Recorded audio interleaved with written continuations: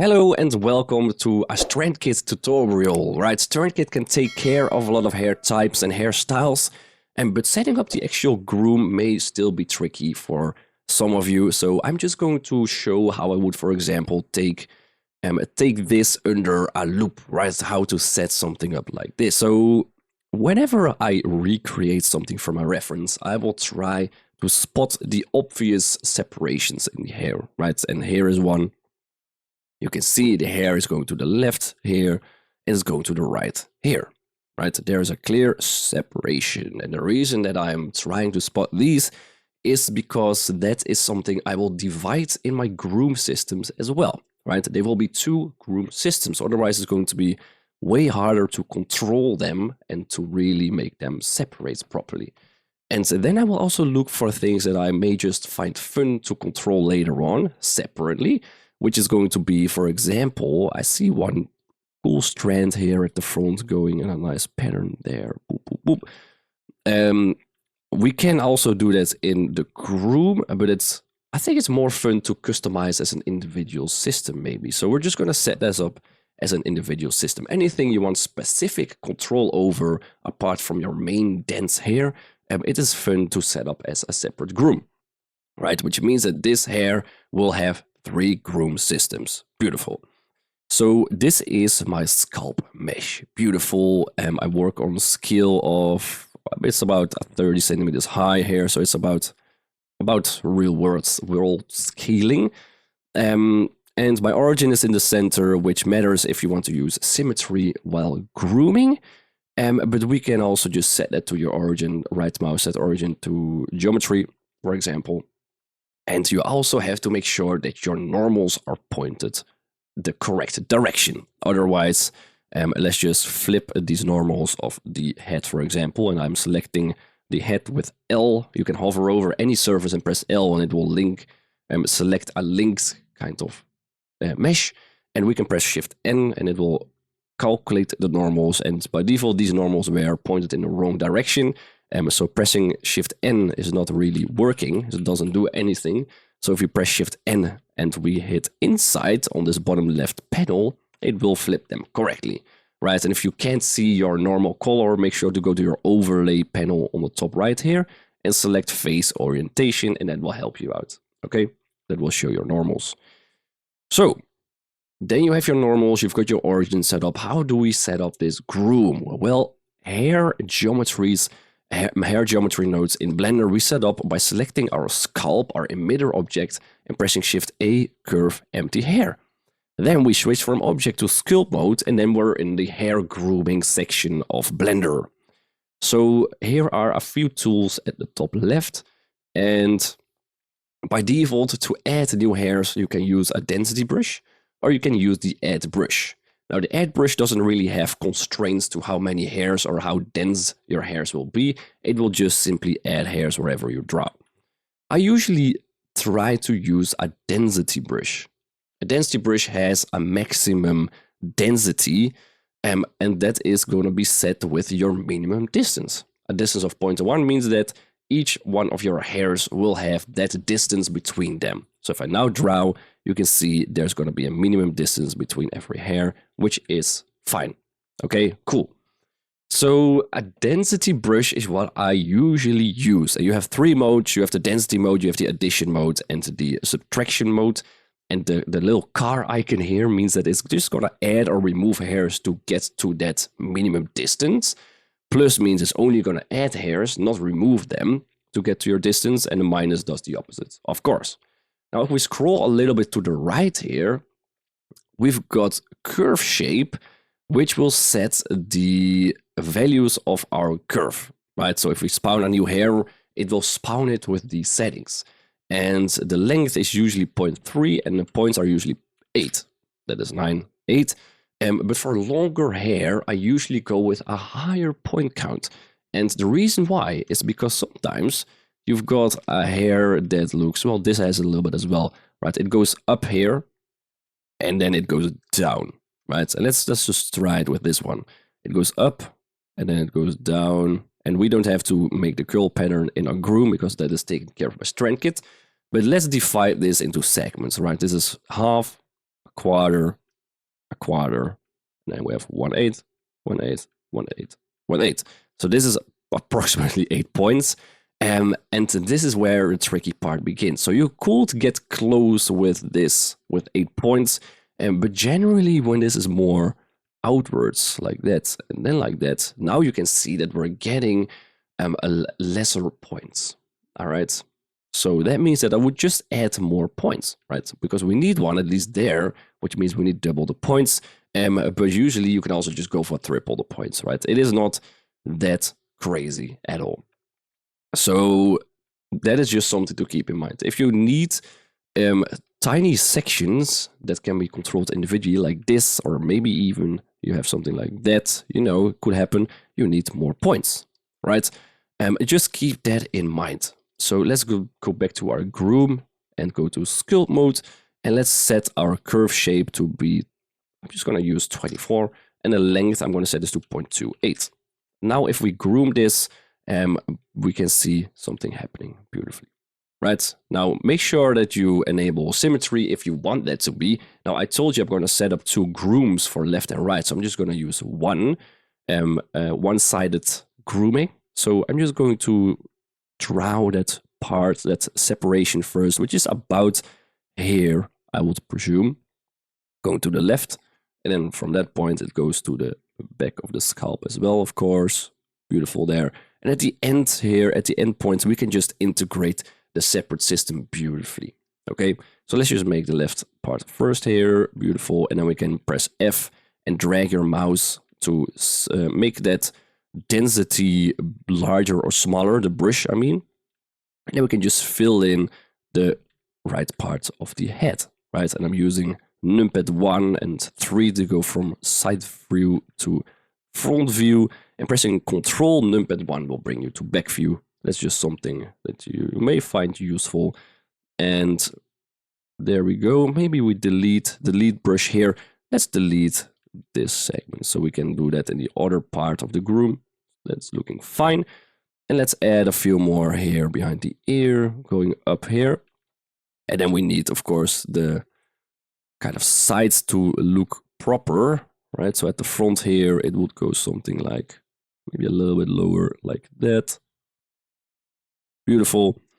And then here, it will go something like this. And then down in front of the ear, a few hairs. There we go. Maybe this one is too low. So let's do it like that. Beautiful. Maybe remove that one too. All right, so that is our first groom. Now at the front here, we may not have enough hairs. And the reason why is because we always interpolate when we work with hair. We usually interpolate. And that means that we're adding more hairs based on our guide curves. Now these curves that we drew just now are our guide curves, okay? They will be defining the overall main shape of our hair. And we can shape this how we want, but in general, the interpolation works as follows, okay? It works based on a distance from a guide curve, and that is a circular fall off for each of these hairs, right? There we go, there we go, there we go, there we go. And the kind of smaller you have your interpolation radius later, the more you will be able to tell that this is interpolated, right? Because then you will get a shape that looks like this, pretty much, right? That is going to be your fall off for your interpolation.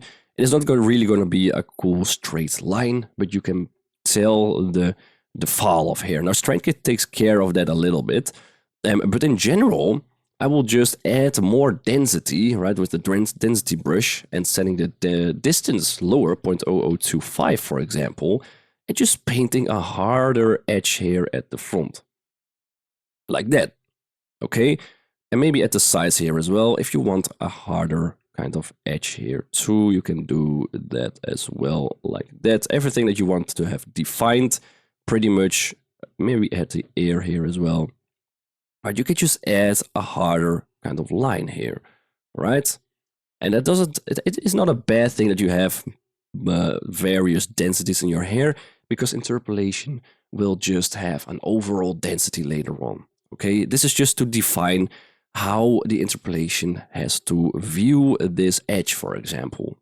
Now, there we go. This is looking fine. We can now start grooming this, right? Let's just go to the comb brush, and this is where the fun starts, right? So now we can actually shape this. Now you can press F to shape up or down your comb. Your strength here will set your strength of the comb, right? And let's actually set this to be the comb. It's the bottom left tool in the bottom panel. Comb, you have some other tools. Maybe we'll get through these as well. And in general, the comb is where you start. And I recommend to always enable collision distance, right? If you don't, your hair can go through your mesh. And that's not really what you want. So if you use this collision distance, there we go. We can actually make sure that this does not intersect with your mesh, right? I can now just groom this over our head and it will not intersect at the start points, as you can see. And you can even set your value to be slightly lower, 0.02 perhaps, right? It really depends on the skill of your object.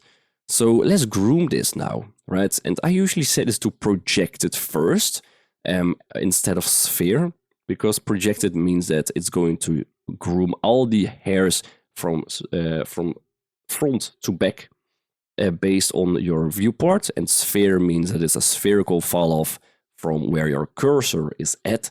So projected usually works fine to get that initial shape. As you can see, we will set that up in a cool way. And this can all go quite to the left, except these bottom hairs can go to the bottom a little bit more, right? So we still, at these back parts, need a bit of a blend between the two systems. So I usually will just draw that blend a little bit as well. So this can be a bit to the left here. Beautiful. And let's define how close these hairs should be to our surface, right? Something like that already looks quite interesting, of course. Something like that. We get a nice hard separation here. And like that. And then our sides here can be a little bit more outwards as well. And then we start getting some outer pointing hairs here, maybe. Something like that, right? And it falls a little bit in front of the face as well. This can all be more down at the front, right? So it doesn't go too far away from our actual face here. And then let's set this to sphere, because I don't want to now affect the hairs behind the head at the same time that I'm affecting my hairs at the front. So I'm now setting it to sphere. There we go. And now we can just shape beautifully these starting hairs a little bit better into the shape that actually matches the reference, right? A bit more in front of the face, maybe. Something like that. Beautiful. And you don't have to worry too much about what you're doing just yet, right? Because that is something we're going to do once we apply our preset from StrandKit. So this is, for example, the left side of the groom. And that's looking quite interesting already, right? So maybe from the side, always go to the sides as well to see how things are going. You can already add a little bit of a natural curl, but it's really not needed, okay? So that is left side or right side, whatever. Let's just name it left. Left side. So now let's add another groom. Select your scalp, Shift A, curve, empty hair. Go to sculpt mode and your values are stored from previously. So set your density to be just 0.01 again and just start grooming your other side of the scalp here. And it goes down like this in front of the ear, and then it goes up behind the ear. And I usually do the edge line first, so then we can just scale up that brush and then do the denser parts here. Beautiful. All right, and then here as well, overlap them maybe slightly. We'll see how it looks later. So something like that. And now remember to set the distance to 0.025 again and really paint this front line here a little bit better. All right, something like that. Beautiful, beautiful, beautiful. Don't get too close in front of the ear, I suppose. Something like that and that. All right, that's already beautiful. We can even add more here if you want. I don't really care. It's fine. Let's groom it. Right, so this falls more down. It doesn't really have that upper motion. It just goes more down. So let's just set this to projected. And let's just shape this to go more down right away. All right, it's really that easy. Beautiful, beautiful, beautiful. Now let's see, does it go over the shoulder a little bit? A little bit. So let's just move this a bit back like that. Oh, and we don't have collision enabled. You can tell because we're now going through the sculpt mesh. You don't want that. So enable that. Something like that. Looks cool. Now at the back, let's blend this back apart with the other hair groom. Something like that. And let's go to the other groom, right? I will just go back and forth if I see something that doesn't match. For example, this back hair is going out a little bit too much here and messes up our blending a little bit, I feel like. There we go. It's looking better. Let's go back here. And I feel like I need more density here at that separation line, okay? Because that is looking a little bit pale. So I'm just going to add more hairs where our separation line is here. Right? And you can just do that, right? To define it. Now, this is the issue. I don't want to groom this again, right? It is now going straight out, and there's a fix for that. Control Z it. If you go to your curve shape, you can actually enable interpolate length and shape, right? And that way, you can even do point count if you really want, but 24 is fine. And then, if you paint here, it will follow the natural shape that you already groomed there in a very beautiful manner, right? You can tell. Now, perhaps we do the same for the left side here. Just add some more density, because I think it looks nice if you have that hard separation. Something like that. Isn't that cool? So now we have our main groom set up and looking okay-ish, right? We may still tweak that later on, but for now that is looking fine. So before we do that third system here at the front, if we really want that, let's just see how it looks now with some different styles from our kit. So now we get to the fun parts and picking which preset we want to apply to this. So right now this just looks like like thick hair strands. So let's just change that. So in StrandKit here, let's go to the geometry node tab and let's find one that fits well. So 3A immediately steps to mind, and maybe 2C could work. 3C is a bit too tight, and 3B as well. So 3A seems like a good choice here, and we can customize that as well. So drag and drop that onto your hair, and then just set your sculpt object here to be your sculpt. There we go. And play around with the system scale as well, right? You can crank this up or down, and it will define how curly your hair will look. Now, in your viewport, you may not immediately be able to tell how this looks, because by default, your curve subdivisions are quite low.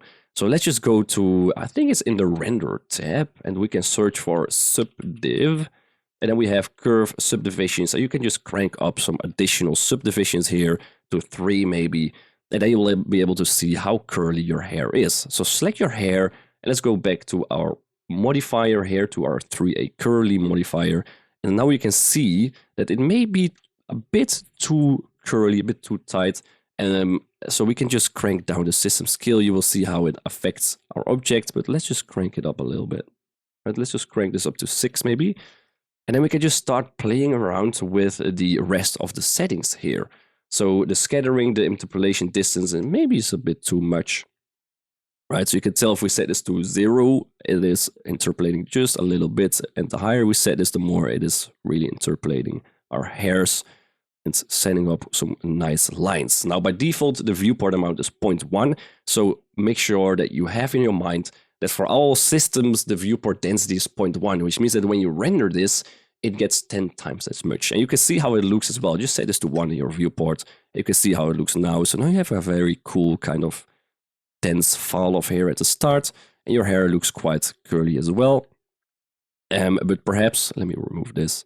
Perhaps it looks a bit too curly, right? So we can always try a different system. Perhaps 2A, drag and drop that on, select your sculpt object. And this looks, I think this looks better, right? So let's set this to 1 and see, right? These are more loose curls and a bit more clumped, it seems, as well. Let's just try 2C as well and see which one really fits us best. Oh, this one I really like, actually. I think we're gonna go with this one. All right, Looks interesting enough.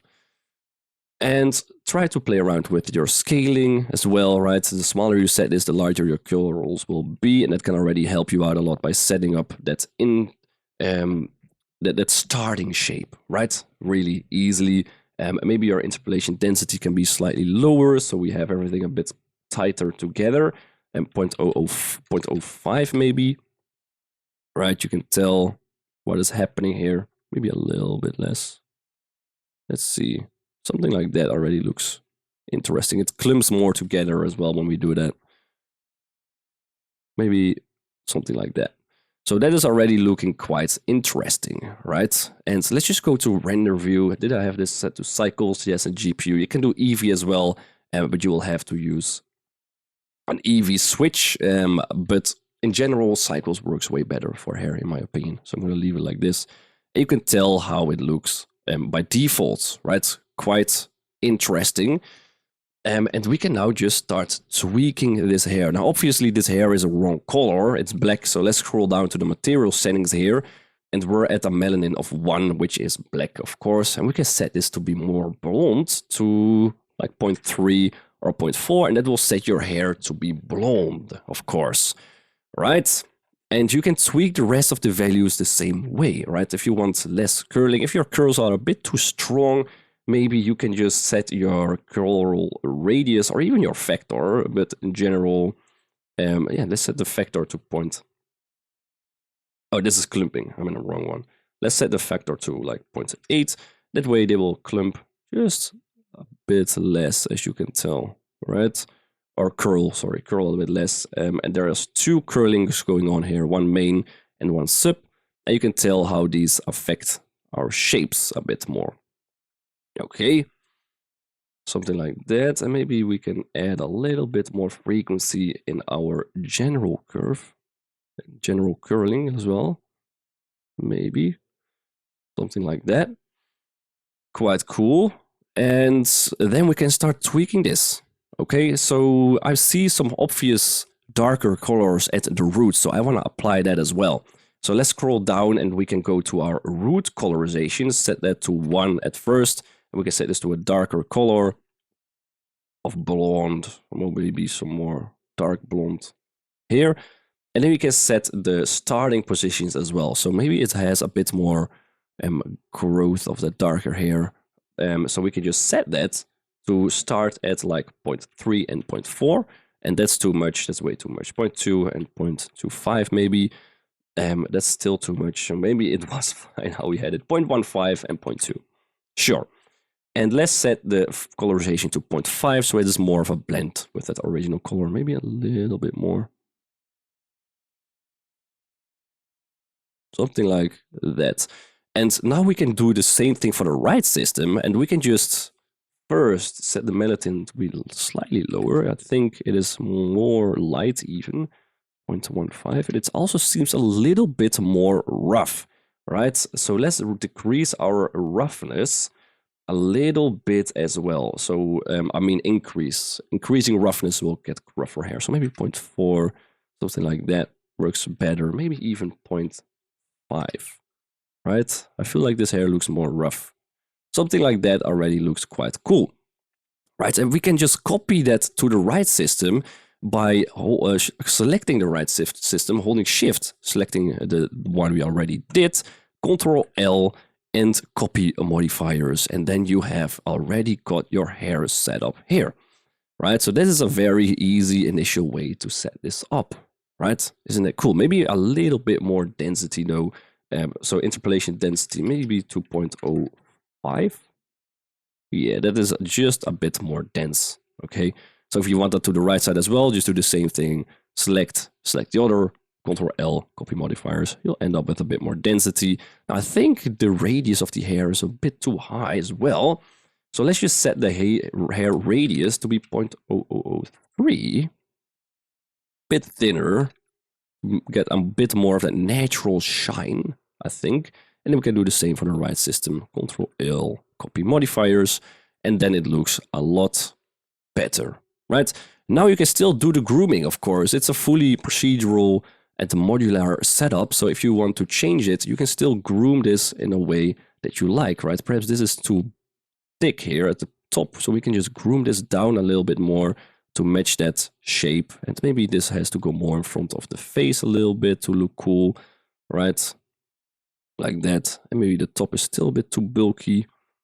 Just shape it down, right? So you can totally just do that on the go. You don't have to do it all before you apply your StrandKit preset. And you can see the hairs look very natural here from the side as well. Maybe the sun comes through a little bit more. Maybe we need more density overall when we render this. But for now, we're looking fine. Right? And I could tweak this for a long time because it is something I really enjoy doing. But perhaps we should just call this a day and say we're there. At least we're close, right? Maybe we need just a tiny bit more curling, even though I turned that off. Maybe in the sub factor.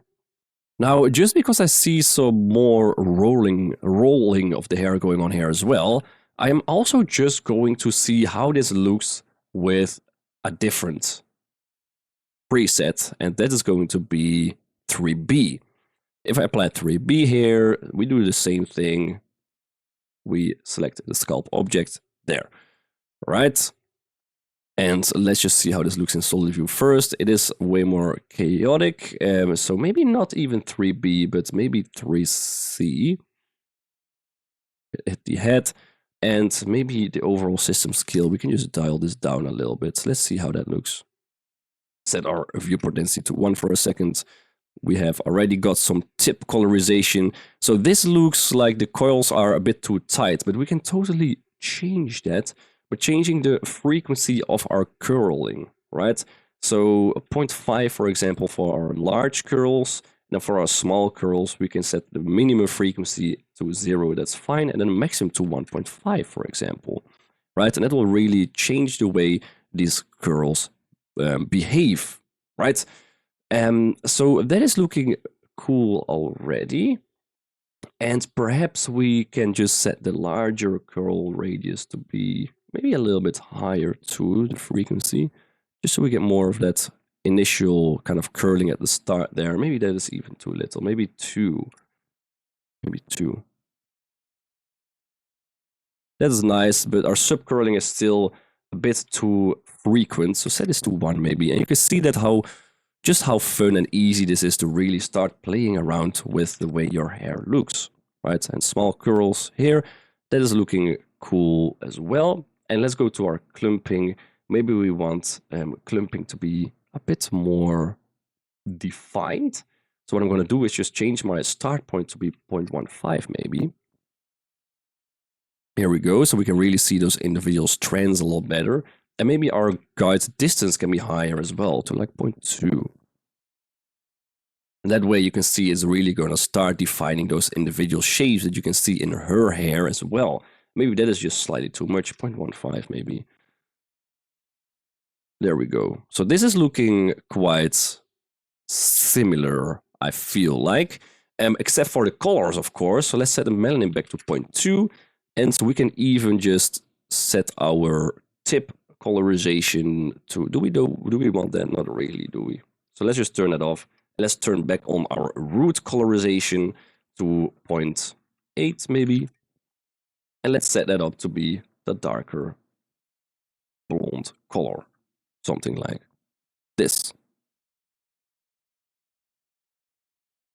Beautiful. Bit darker. And set the colorization to 1 maybe. To get it more defined. That is too dark though. Maybe we just crank this up a little bit. Excuse me. And it's starting too soon as well. So 0.1 and 0.2 should be fine here.